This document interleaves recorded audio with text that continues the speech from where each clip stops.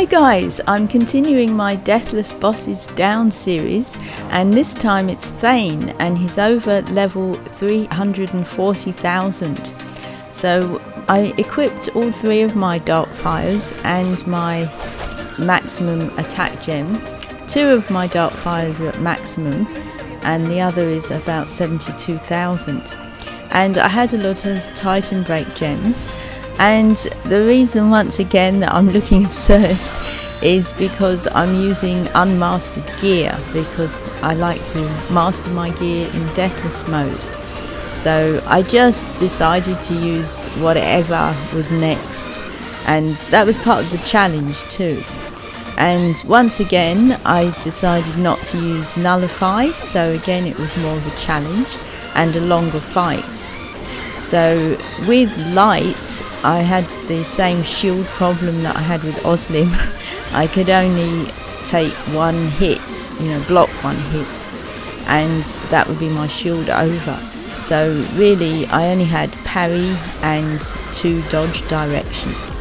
And I did try a couple of times to do the bonus combo with this weapon, but I also had the 5cc gem in, and those two conflict because, to do the bonus combo you've got to do 5 moves and it resets your character instead of doing the bonus combo when you've got a 5cc gem equipped.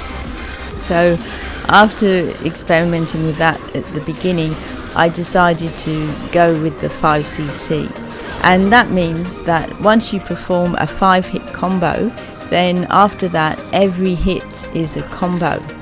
And each time you want to then activate it, you need to then perform a 5-hit combo. And that's to get the most attack. Once you've done it once, you can use a 3-hit combo or a 4-hit combo, but each combo will be less attack value. So THANE has got a few sneaky moves. He's got his 3 step backs that have a lot of moves involved in them, and I could get through it with light. He does have a couple of horizontal hits, and that's when you've got to use the shield with light, so that's awkward for me in this battle.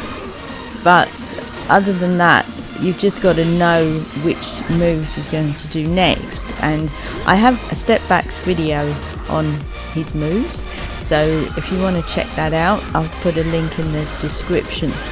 And usually I crack his step backs with dual, and that's much easier because of that center dodge.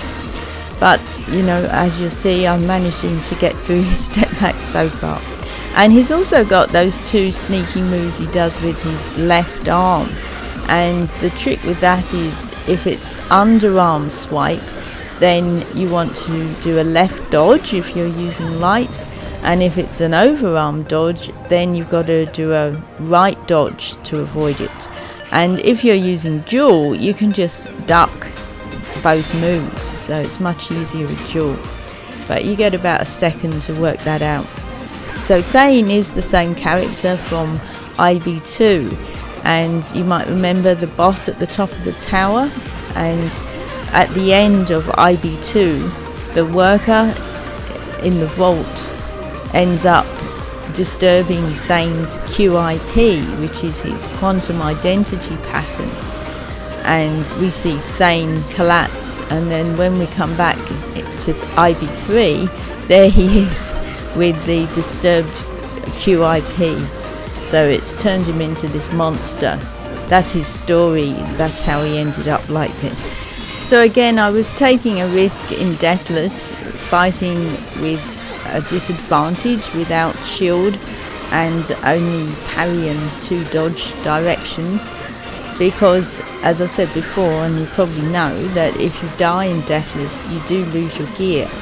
So I was really not wanting to do that because I had 3 dark fires.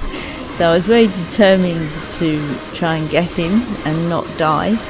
And THANE isn't one of the hardest bosses by any stretch, but he does have those few difficult moves, and it's particularly hard when you're not using nullify and you haven't got a shield. So in the end I decided I would super him at the end rather than risk one more attack break. I'll continue fighting the Deathless bosses and see how far I can get without using Nullify. See you next time. Thanks for watching tamLChannel, your favourite channel for Infinity Blade. If you enjoyed the video, please like, comment and subscribe, and check out my website and social pages. Thanks, see you next time.